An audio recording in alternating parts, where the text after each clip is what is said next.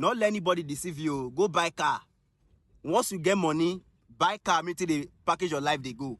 You know that's because the questions people they ask me all the time, Gege, I guess this amount of money between house, land, and car, which one I go first buy? I they laugh. You know why? Because number one, first of all, the money for car, not the rich for house. You know, if you use money where they buy car, till they build house normally, or it depends on maybe you want to buy those big houses. I mean, big cars. I mean, you know that's. But if now normal moderate average car, money where they buy car, you know, if you use that to build house. You know understand?